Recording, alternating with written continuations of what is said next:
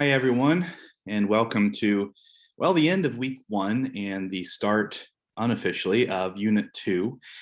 This week, we're going to go and start work on research and the element of determining whether or not a source is reliable. And the reading and resources that you'll complete this week all have to do with scouring the library to find sources and learning how to distinguish between an unreliable source and a reliable one. Your main writing for this week will be a paragraph in which you learn to express an opinion in the objective format. So in other words, using the third person, not saying, I think this or whatever, but making it in the third person and then also incorporating a source. So let's go ahead and get into it. If you click on the reading and resources for this week, you will see that the work primarily focuses on building an essay here. So you're going to read page 190 and page 30 here. And this will talk a little bit about how you differentiate between the first person perspective. For instance, that gives this example, I think masks should be worn by people when they're indoors in a crowd. And then the third person example of that same sentence, masks should be worn by people when they're indoors in a crowd. It expresses the same thing, but the third person sounds more academic, it sounds more official, it sounds more sort of assertive, right? And so that's what we're looking to do in our writing, is to write in the third person objective.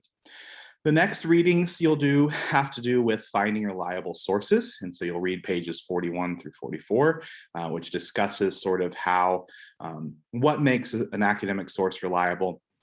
And as an optional resource, there's a tutorial on how to find a reliable source, which will be useful in our coming weeks. Then you have some information and activity on citing evidence. Right? And there are three different ways that you can cite evidence from a source. You can directly quote, which is where you put in quotation marks the exact language from the source. A paraphrase, which is where you are taking a quote and putting it into your own words, about the same length as the original quote. So for instance, if you're quoting from one sentence, then your paraphrase will be also a sentence, making sure that you do not copy any of the language or the diction. So in other words, you can't just plug in a synonym for one of the words that they use and keep the same structure. You need to put it completely in your own words. And then finally, a summary, which is a much briefer version of what you read. So you're just kind of teasing out the main ideas. So in other words, a summary, you might have an entire article that's like 20 pages long and you summarize it in a page or two, right? And so that's that. Also want to point out how to access the library resources, which you can watch that video here as well. So on to the work of the week. So your discussion board for this week, again, initial posts are due by Wednesday night at 11:59 p.m. You're going to answer these questions. What do you think the biggest difference is between an unreliable source and a reliable source? And obviously you should probably read the materials before you try to answer that. And then finally, why do you think a reliable scholarly source is always stressed in academic writing? So that's more of a sort of a philosophical question, asking you to ponder what it is about these sources. Why do we require certain types of sources in academic writing as opposed to just general sources you can find anywhere? And then by Sunday night, you're going to have 2 peer responses. And specifically in your 2 peer responses, you want to provide an interesting, unreliable source for your classmates to consider. So that will kind of add to the conversation. And you want to remember that the source should still be appropriate for discussion in the classroom. All right. So it's a little different. You're not just saying, good job or whatever in the peer responses. You're actually actively engaging with them by sort of commenting on one of your classmates by adding your own unreliable source. All right, so that's, again, initial post by Wednesday, 2 peer replies by Sunday night. The main assignment for this week is a supported paragraph. And so if you click on this link here, there's specific details.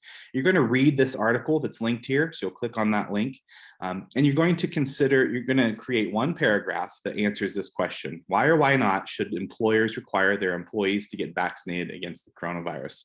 it's an important topic at this point. And so that's the conversation you're going to enjoy and you're going to join this week.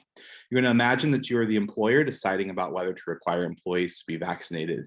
After reading this article, you're going to write one paragraph that asserts your objective and clear position.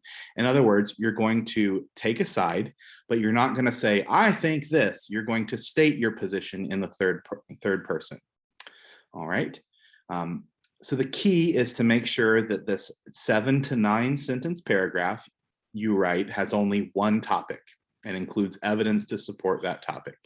So you're going to need one main reason for your answer to the question, and then you should explain that reason with one direct quote from the article itself, from this article. All right. And as you look down through here, there's specific instructions on kind of what to do that you can read as well. It needs to be at least 7 sentences in length. You need to cite your source properly. This is the reference. It's already done for you. You just need to add this here on your references page. All right, and that is due by next Sunday at 11:59 p.m. As always, if you have any questions for me during the week, please do not hesitate to send them via email. I'll be back on Wednesday with just kind of another message to remind you about the discussion board and to highlight some more aspects of sources and citing them correctly. Have a good weekend.